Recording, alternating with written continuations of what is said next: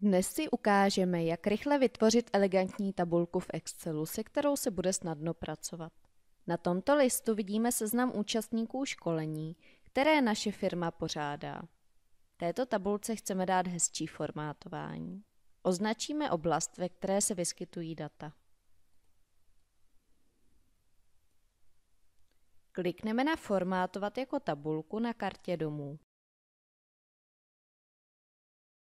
Rozbalí se seznam různých přednastavených stylů tabulky, ze kterých si můžeme vybrat. Klikneme na jednu z tabulek. Otevře se dialogové okno, ve kterém zvolíme parametry budoucí tabulky. Oblast, kde se tabulka nachází, máme nastavenou podle našeho výběru. Tabulka obsahuje záhlaví, tedy názvy jednotlivých sloupců. Tuto možnost necháme tím pádem zatrženou. Klikneme na OK.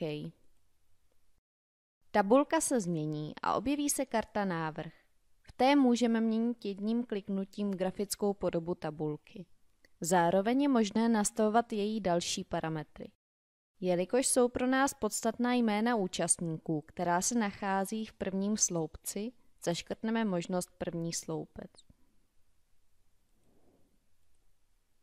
Jména se zvýrazní.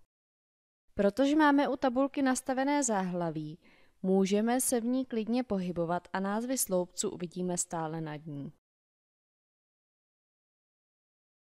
Pokud chceme do tabulky přidat další řádky nebo sloupce, stačí začít psát do řádku nebo sloupce sousedícího s tabulkou.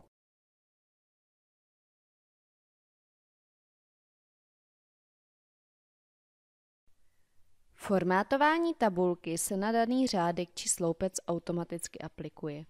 Můžeme si všimnout, že u každého sloupce tabulky se objevila malá šipečka. Ta umožňuje snadné filtrování a třídění dat v tabulce. Tyto funkce si ukážeme v následujícím videotutoriálu.